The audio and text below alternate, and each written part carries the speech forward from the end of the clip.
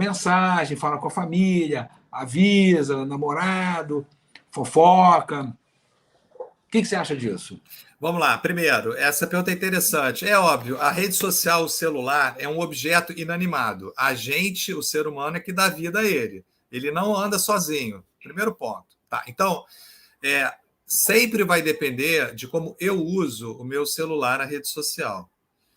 Por exemplo, nesse exemplo você está falando do ponto de ônibus. A pessoa está esperando, ela quer passar tempo, ok. Então ela vai se distrair, vai ouvir música, vai ver notícia, vai ver TikTok, vai ver as coisas engraçadas. Então, Márcio, se ela tiver consciente, eu acho que essa é a grande palavra mágica.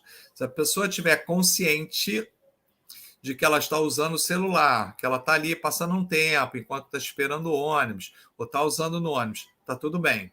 Mas não é isso que acontece muitas vezes. As pessoas se perdem no celular, se perdem na rede social. E aí não faz diferença se é a rede social ou somente o meu pensamento. O que eu quero dizer com isso? Se eu tenho o hábito de me perder nos meus pensamentos, então estou pensando em alguma coisa e começo, eu não chego a nenhuma conclusão, mas estou pensando, não cheguei a conclusão nenhuma, de repente você volta e fala, cara, o que eu estava fazendo? Onde eu estava? É isso que acontece. Com rede social, WhatsApp, é a mesma coisa. Esse é o grande problema. É quando você faz isso por automatismo, quando você faz isso no piloto automático, quando você faz isso sem consciência. Seria uma extensão, que a pessoa faz da mídia uma extensão, né? E aí essa extensão, é isso, e essa extensão, se você tiver num estado de alta ansiedade ou de média ansiedade, você vai começar a usar contra você a rede social. Por quê? É simples. E eu vou falar do uso excessivo de rede social como um vício comportamental. E como qualquer vício de comportamento, tem etapas. Tá? Uma pessoa ela é viciada com um objetivo principal. 2 objetivos. Fugir da realidade e buscar prazer. Fugir da realidade e buscar prazer. Por isso, a pessoa se vicia. É o vício no álcool, na cocaína, na maconha, no jogo de azar, na pornografia, não importa. Primeiro, fuga da realidade. A pessoa se anestesia, busca um prazer num primeiro momento na rede social, ela começa a se divertir, depois ela entra num piloto automático, ela começa a ficar sem saber bem o que está acontecendo. Depois de um bom tempo, ela começa a entrar no estado de depressão, de cansaço, de ressaca, e em seguida, quando ela termina, no dia seguinte, ou daqui a algumas horas, começa uma abstinência novamente. É o mesmo processo de quem do alcoólatra ou de quem é viciado em drogas.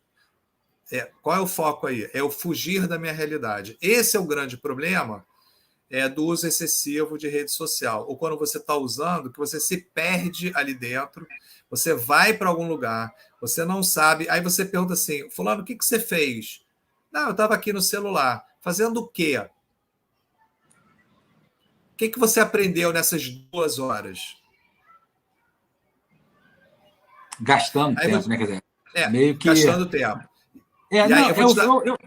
Fala, não, termina. Não, eu vou te dar só um exemplo. Uma pessoa que eu atendo, até de São Paulo, ela costuma ficar, pessoa 30 e pouquinhos anos, ela tem esse hábito, e a gente está trabalhando muito, né? Final do dia, entra em rede social e fica 3 horas, imagina, né? De 9 à meia-noite, direto, vendo ali rede social. Aí ela perde o sono, mas ela fica cansada. De manhã, ela costuma perder o horário para acordar. Bom, e a gente está conversando sobre... eu comecei a tratar isso como um vício de comportamento. E aí eu perguntei, você quer mudar esse vício ou não? Para trazer a consciência que o problema não é a rede social, é como você se relaciona com a rede social. Que é a mesma coisa, Márcio, como você se relaciona com as pessoas que estão à sua volta. Né? A responsabilidade é minha. Eu preciso saber se eu estou usando a rede social para aprender, para me divertir ou para me anestesiar, para fugir da minha realidade. Quando é nesse ponto, a gente tem um problema, porque o vício em rede social, na internet, já está no CID-11, já é considerado um transtorno mental. E aí a gente já sabe que isso é um vício de comportamento. Então a gente já falou de ansiedade. Tem alguns temas aí sobre o uso que a gente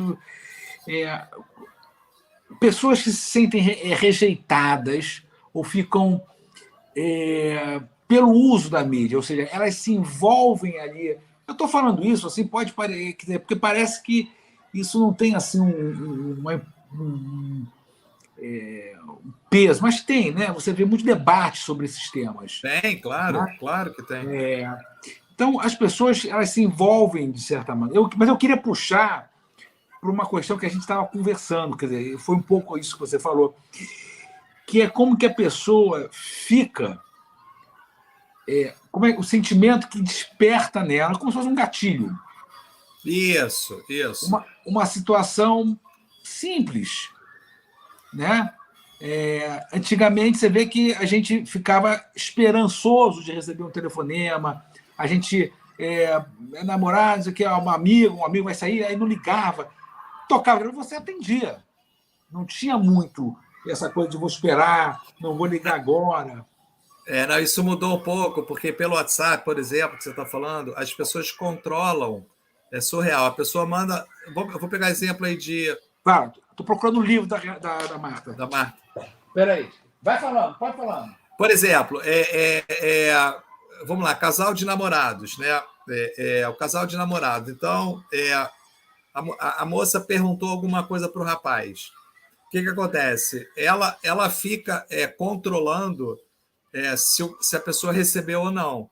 Ela fica constantemente nesse estado de controle que tem a ver com ansiedade. Ou seja, eu não consigo mais esperar.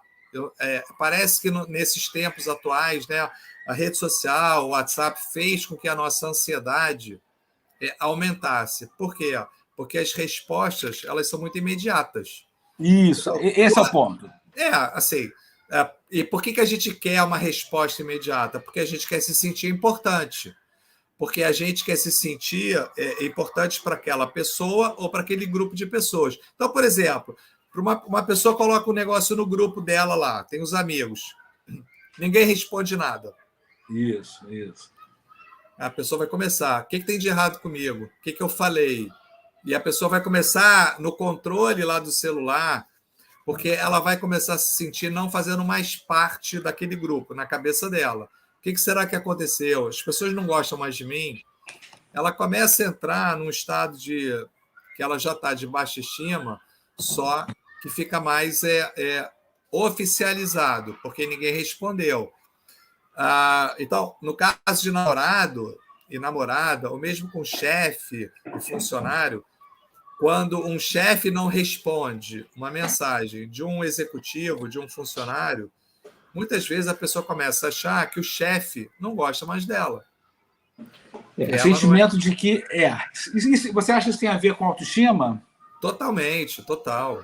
Não, é totalmente ligado à autoestima. Isso eu posso te afirmar, porque é o estado que a pessoa fica. Porque assim, você não sabe se a pessoa leu, mas você já sabe. Lembra que antigamente no WhatsApp podia ficar azul ou cinza? Isso. As pessoas foram tirando o azul. Por quê? Porque no cinza, você não sabe, você não tem certeza se a pessoa leu ou não leu.